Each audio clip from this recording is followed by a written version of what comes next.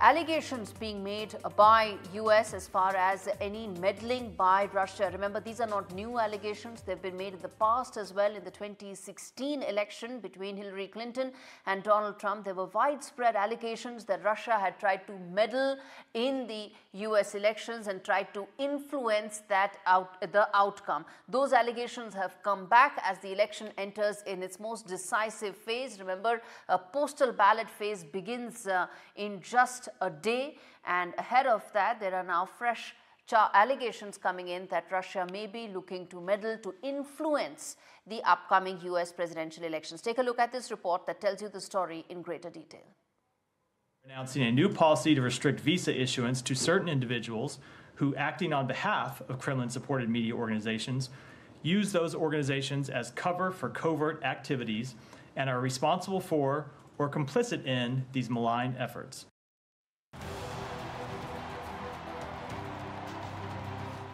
It's campaign season in the United States, and that means we're seeing not just debates and rallies, but also malign influence campaigns.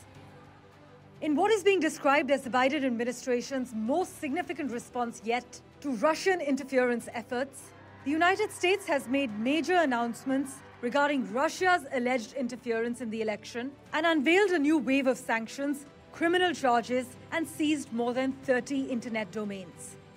These actions are in response to what officials describe as a broad and ongoing malign influence operation by Russia. The United States has also accused Russia of waging psychological warfare on Americans as part of Moscow's sprawling campaign to influence the upcoming November election. Russia has targeted American elections with disinformation for years, as per US officials. Most notably during the 2016 presidential campaign, when Russia was linked to disinformation campaigns designed to sway the vote towards Donald Trump. US Attorney General Merrick Garland argues that the Kremlin's aim has not changed.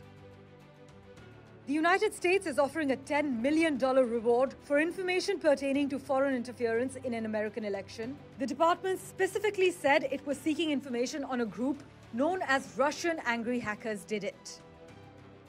But as this news broke, RT posted a sarcastic response on its website from its deputy editor-in-chief saying, "There are three certainties in life: death, taxes, and RT's interference in the American elections."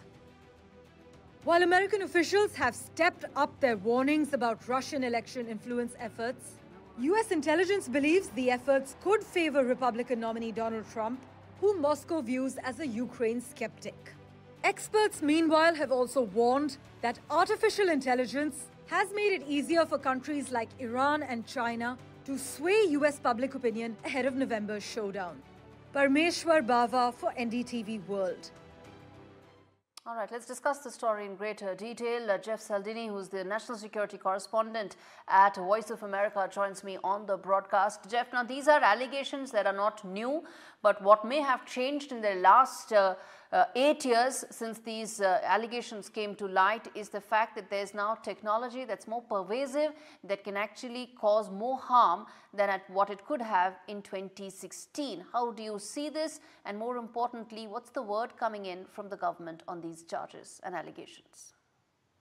Well, what U.S. officials say is that the biggest difference between what happened in 2016 and what happened even in 2020 and now is just the scope and the scale of the Russian operations. Some of that can be attributed to the new technology, to some use of artificial intelligence. But in the indictments that were unsealed yesterday, the emphasis was on just how much resource and money the Russians have put towards these disinformation efforts. The United States Justice Department saying that in this case, in terms of the charges unveiled against two employees from RT, formerly known as Russia Today, they funneled almost $10 million into a US-based company to help spread Russian messages and Russian narratives through their influencers, through their stable of influencers.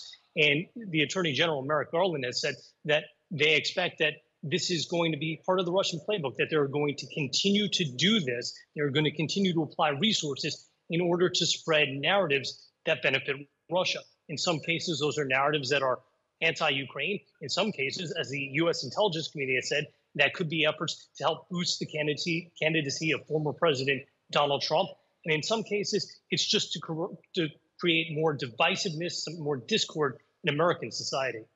You know, when you talk about these disinformation campaigns and even deep fakes and what AI can do, Jeff, we are still about 2 months away from the election.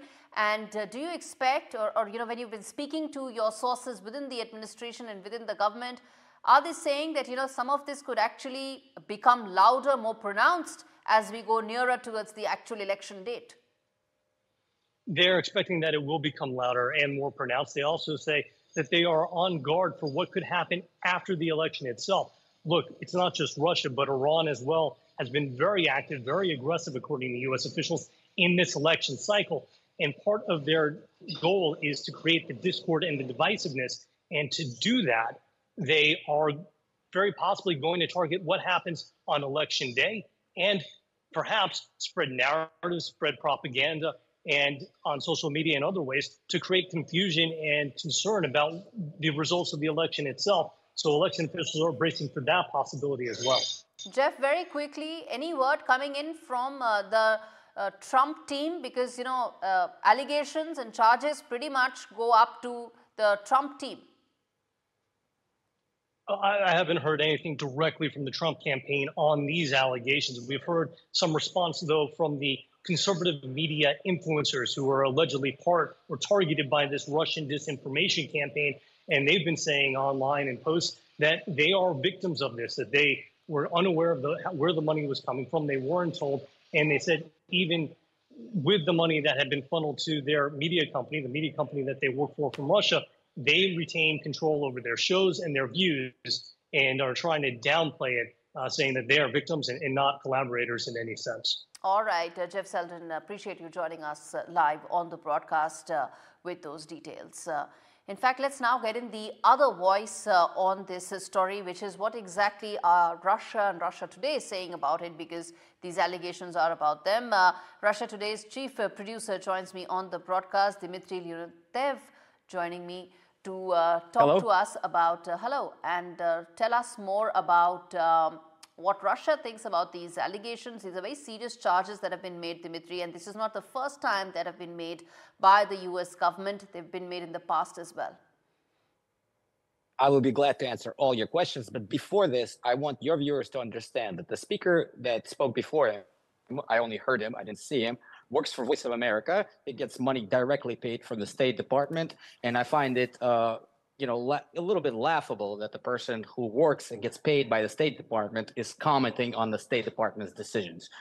But so your viewers understand. Now, about the charges itself, it's twofold. The first thing is about the indictments. There are two indictments, as your viewers have stated. I cannot comment on them. I mean, I'm sure your audience have saw American movies and saw the Miranda rights. Anything I say will be used against us in court. And considering we have a number of people living in the United States and working for us in the United States right now, I don't want to endanger them and let the courts hopefully decide something fair. I doubt it, but we'll decide. Now, what are we talking about? The malign influence information. That's a very weird way of talking about it. Because if there was malign influence information, the Department of Justice or the State Department could actually show examples of RT either providing fake news or being disingenuous with the news or putting out false information. None of this, not a single example.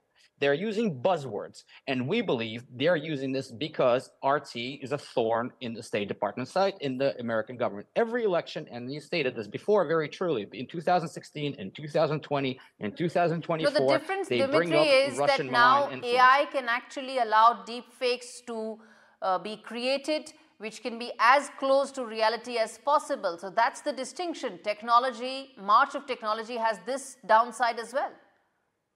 That is certainly true. If you can show me, or anybody in the United States, maybe your previous guest who works for Voice of America, a single example of RT using AI or fakes. I mean, we're not a clandestine operation. We're a media company. What we do is put out there, and just look through it. There's no secret. If there's one single example where we've done this, we would love to see it. and we'll be able to answer it. But when you say this, when you say malign and don't actually show anything malign, this is a PR way of talking about, United States election. We are, once again, are getting intertwined in the conflict between Democrats and Republicans, who are both using Russia as a boogeyman in order to excuse their horrible politics. And frankly, our answer, which some people thought was, a little, tongue-in-cheek, is because we're so tired of it.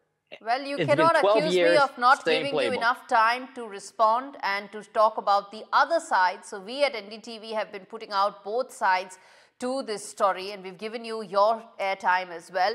Appreciate you joining us, Dimitri, and we're going to keep coming back to that story.